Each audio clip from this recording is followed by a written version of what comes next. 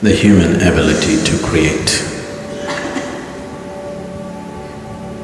pleasantness within himself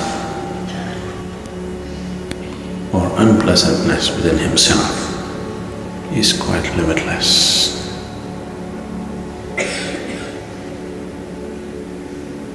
If it was a conscious choice,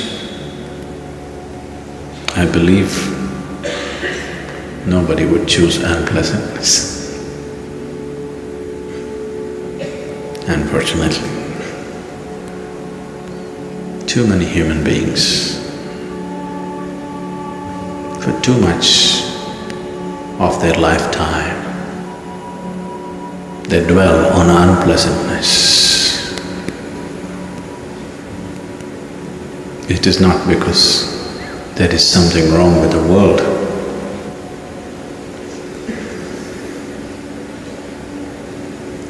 It is just that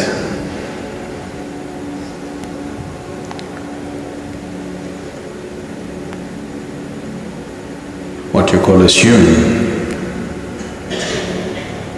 is a certain dimension of freedom.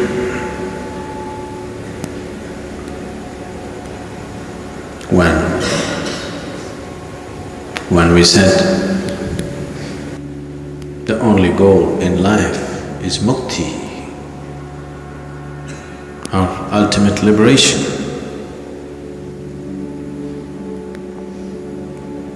this is not a made-up idea. This is not an idea concocted by someone who felt very bound. This is not an idea of an entangled being. This has not come from deep states of entanglement. This has come simply by looking at the nature of the fundamental of how a human being is built.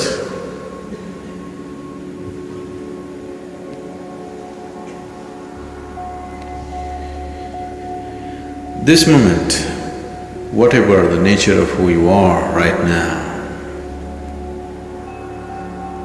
because it's essentially happening out of choice, and choice is an outcome of a certain deep-rooted freedom which could have been easily curtailed.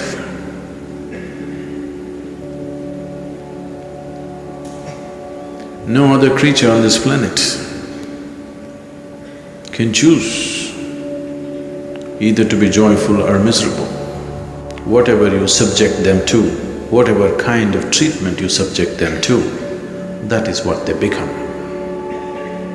It is only this one creature who is capable of this, that he can choose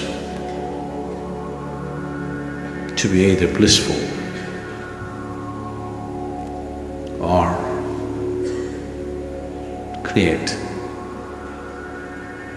many different states of agony within himself.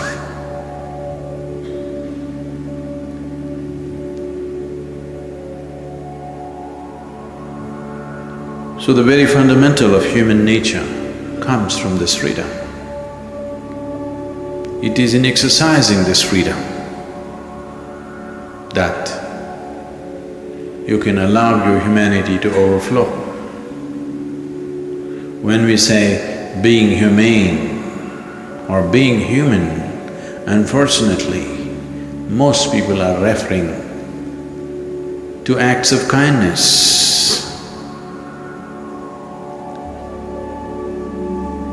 No, being human essentially means that you can choose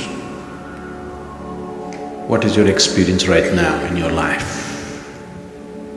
And if choice was conscious, obviously it would be one of blissfulness.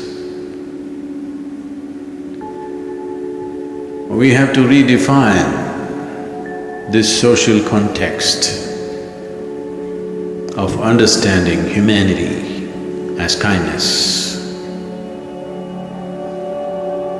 Because there are so many human beings who are feeling terribly lost. They have invented this, that kindness is the biggest thing you could do. No, bliss is the biggest thing you could do.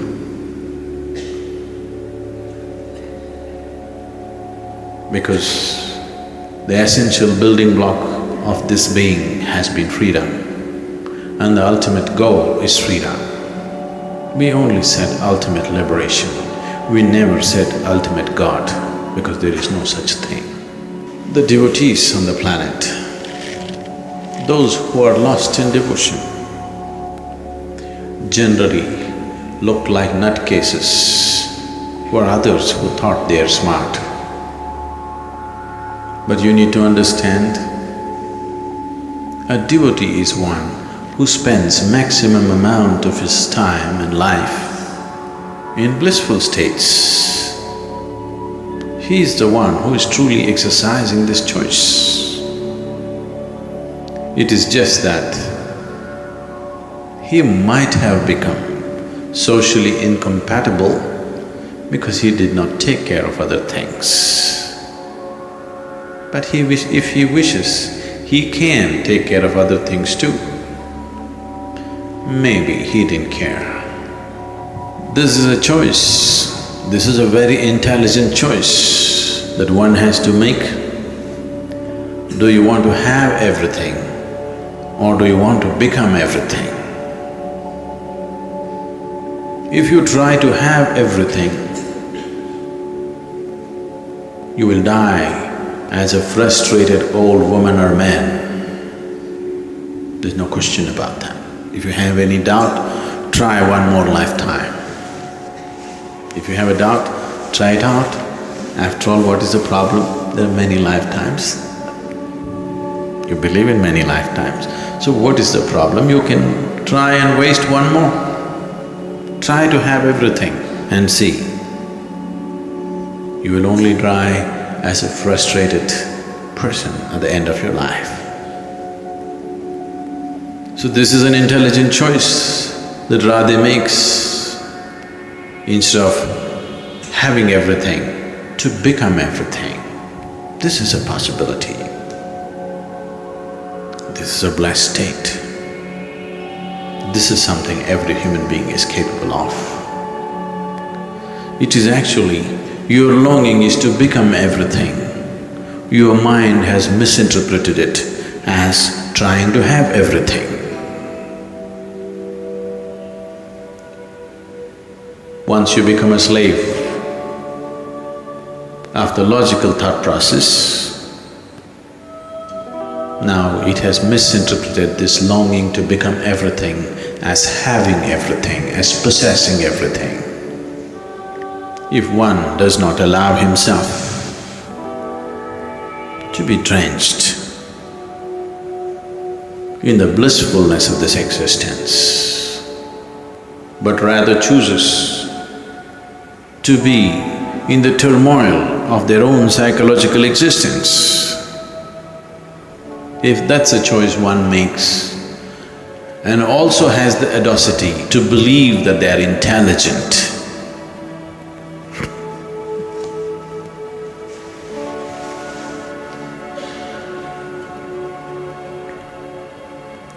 what is the point making an investment that doesn't pay? You make an investment that doesn't pay anything and you go on claiming it's a great investment.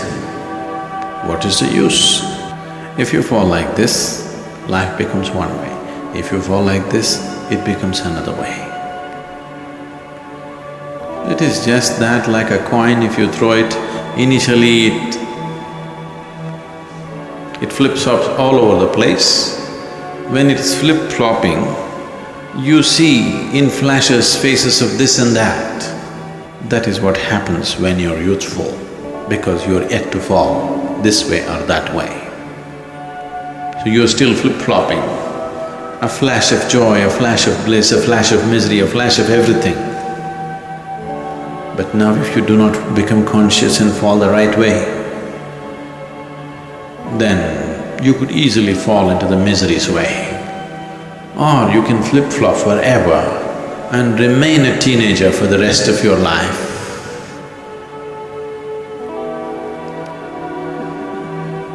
Remaining in teens does not mean that you're blessed with youthfulness for the rest of your life. It just means that you remain half-grown forever to become a steady source of blissfulness for himself and everything around him. If he doesn't choose to become this, either he will fall into depression or he will continue to remain an immature life for always.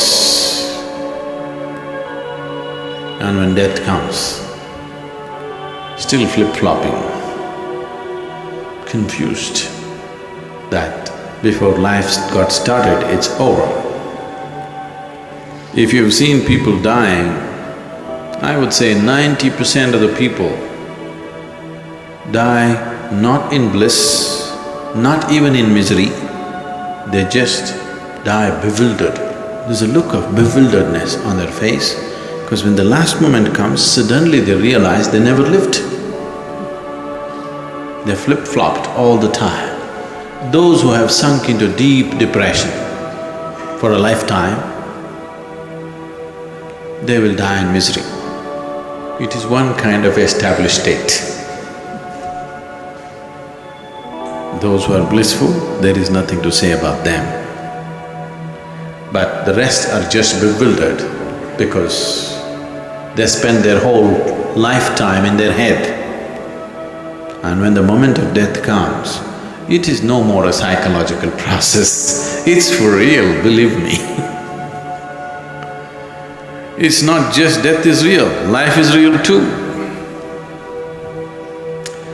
But it takes the absoluteness of death. Death is absolute.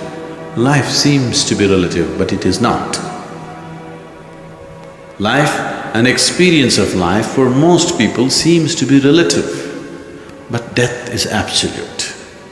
It takes absoluteness of death to wake people up. Just a wee bit late. It's good, but just a little bit late. You could do it today, just in case if you die tomorrow, really. Just in case, if you die tomorrow, it's better you wake up today, isn't it? Suppose you survive today, at least do it tomorrow, please. Because the essence of your existence is choice. If you do not exercise this choice, then you will never establish yourself as a human being. You will just remain one more creature which is yet to be, which is yet to form itself.